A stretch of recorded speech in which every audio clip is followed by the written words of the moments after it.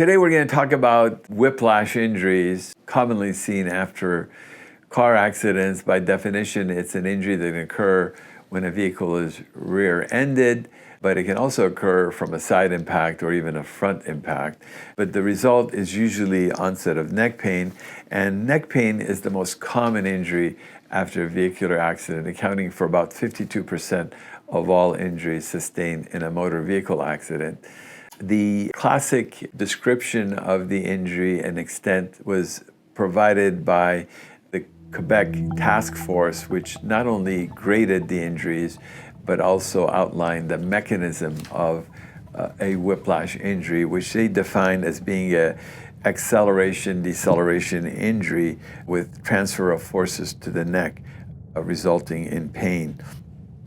This can be either a soft tissue injury or bony injury, and they classified it as follows. Grade 0 would be actually basically no injury. They graded grade 1 injury as being an injury where there is neck pain but no real physical findings. Examination is normal, neurological examination is normal. Grade 2 is somebody that has some neck complaint and some musculoskeletal signs like some reduced motion in their neck or pain. Grade 3 injuries is a neck injury, but there is neurological signs, which means numbness and tingling or reflex loss.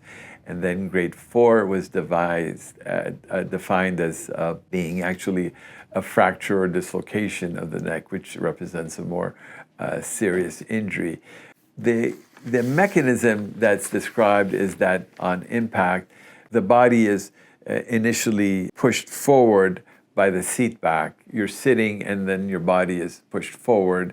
You're then restrained by the restraint you're wearing, which pushes you backward.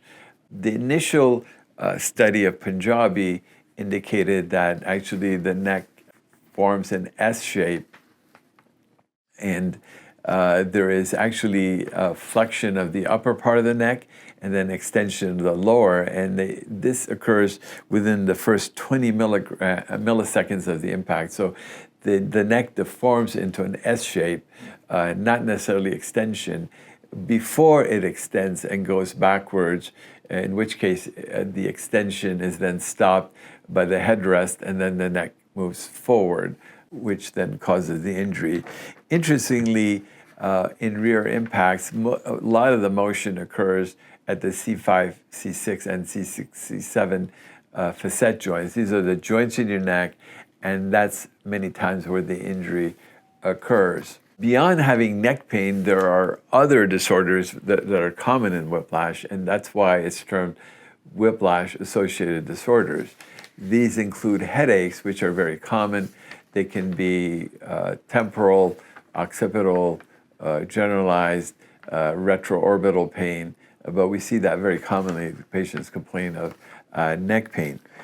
The other symptoms that are seen commonly are cognitive symptoms that occur in a whiplash injury. These are people complaining of memory deficit, attention deficit, concentration impairment, trouble reading.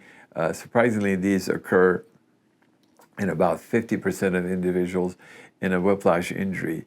Sleep disturbance occurs anywhere from 40 to 80%. People have difficulty sleeping following this injury. Psychiatric disorders can occur in 30% of the patients. These include anxiety, depression, anxiety with driving, fear of driving. So we see these commonly when we treat people who have psychiatric disturbances. Dizziness is common, and vertigo and tinnitus, which is ringing in the ear, occurs about 10% of the time. Visual disturbance is seen. People report blurred vision after an accident. Paresthesias occur, which is numbness and tingling around the neck, shoulder, and arms. And sometimes this is misconstrued as cervical radiculopathy. But remember, cervical radiculopathy, there should be at least evidence, an MRI of, for example, a disc herniation with neural compression. But more commonly, this numbness and tingling, which is noted, is just part of the what's called whiplash-associated disorders. There may not be a significant MRI evidence of neural compression. And one has to understand this is just part of the spectrum of symptoms that patients experience. Thoracic outlet syndrome is noticed, and this is from compression of the muscles or elevation of the ribs in the neck. This can cause pain to the shoulder, arm, and numbness and tingling in the hands. And so that's one of the things that you have to consider a diagnosis of thoracic outlet syndrome. And then, of course, you can actually then have radiculopathy, which is basically compression of the nerve in the neck. Can be caused by degenerative changes, such as narrowing of the neuroforamina or a disc herniation, but this results in numbness and tingling of the arm, weakness in the arm, and those would be, again, remember, those were classified as a grade 3 whiplash syndrome with actual neurological deficit. TMJ disorders are seen, about 5%. People frequently complain of pain around their TMJ joint, difficulty biting, and so this is seen also with these injuries. So what are the risk factors? Actually, the most significant risk factor is the severity of pain. So if the pain is very severe at the beginning, that is a poor prognostic indication, means that chances for recovery are less, versus somebody that says, well, initially I didn't have much neck pain, my neck pain became worse a day or two later, which we see with those individuals that actually have a more favorable prognosis in recovery. Age is a significant factor. Perhaps this is due to degenerative changes. As we get older, you get degenerative disc disease, disc problems, and so individuals more than 50 years of age usually have more significant disability and pain following a whiplash injury. Female gender is important, and this is felt to be biomechanical in nature. Women have the same head size, but generally a smaller neck diameter, less developed muscles, so they're less likely to guard from sudden neck motion and wind up with more severe neck symptoms versus a male counterpart. Interestingly, studies have been done which show no correlation with body weight. So really, if you have a whiplash, if you're heavier or not, doesn't really make a difference. The other thing that's brought forth is litigation, and the severity of your symptoms, at least according to some studies, has nothing to do with having a lawyer involved or litigating the case. One other important factor is actually then not wearing a seatbelt. Of course, this is occurring less frequently. Most individuals are cautious to wear their belt, but we see individuals that are, for example, parked and they remove their seatbelt and all of a sudden their vehicle is rear-ended, and they actually then have a much more severe injury because they're not protected by the restraint. But regardless of this, we know that a car accident then causes neck pain, and that's the most common injury in a vehicular accident.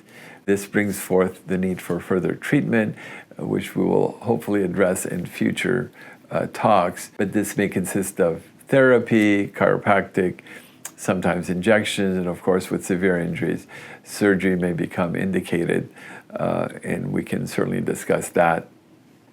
But it's important to know that despite treatment, symptoms sometimes linger. Many individuals with even appropriate treatment have ongoing symptoms 1 or 2 years even after the accident. So hopefully information I've provided will give you more clear understanding of the nature of the injury, and we can understand that it's not only neck pain, but there may be other symptoms, psychological, emotional, other symptoms, headaches, dizziness, imbalance, ringing in the ear, pain in the temporomandibular joint. These are commonly seen when you sustain a whiplash injury. You should also keep in mind that whiplash injuries can occur from car accidents, but we see them in sports injuries. Contact sports such as football can certainly cause a whiplash injury, impact on the head and neck. We see this in a work situation. Individual slips and falls, strikes their head, and injures their neck. frequently what I see in my practice is that somebody will fall, hit their head. They'll go to the emergency room and, for example, they'll get an x-ray of the head, but not do a complete examination of the neck. Whereas when there's a head injury, you have to assume that there's a neck injury. And when there's a neck injury, you have to carefully rule out a head injury. So it's very important to evaluate both of these areas when an injury is sustained, whether from a vehicular accident, a sports injury, or an injury at work.